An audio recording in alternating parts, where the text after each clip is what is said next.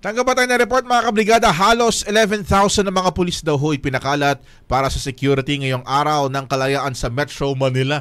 Kasabay ang parte ng mga iba't ibang, siyempre, taon-taon naman yan yung mga programa na imamount ho ng iba't ibang mga progressive groups. Brigada Kath Austria, i-brigada mo. Brigada Live Report.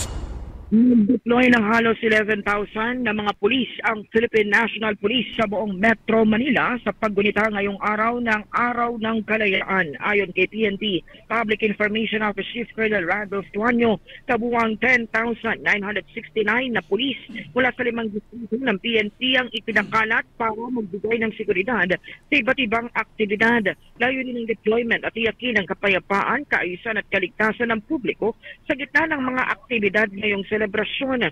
Katuwang din sa seguridad ang mga units at mga specialized units ng National Capital Region Police Office, kabilang ang Regional Mobile Force Battalion, Regional Medical and Dental Unit, Regional Information Technology Office, Regional Forensic Unit at Civil Engineering Unit, kabilang din ang Regional Intelligence Division. Habang nananatili namang normal o regular ang deployment ng mga pulis, iba't ibang police regional offices sa mga rehiyon. Kabilang sa mga sentro ng aktibidad ngayong umaga ay dyan sa Quirino Grandstand sa Maynila, kung saan isinasagawa ang isa sa pinakamalaking pagdiriwang ng Araw ng Kalayaan sa bansa. Brigada Gab and Brigada Abs.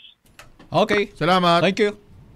Maraming salamat mula rito sa Campo Crame in the heart of Xinjiang. Ako si Brigada Kath Austria ng 105.1 Brigada News sa Manila, the Music and News Authority. Ang bahaging ito ay hatid sa atin ng Standout ES4 Capsule. Simulang tuparin ang pangarap ng iyong anak. And stunting now!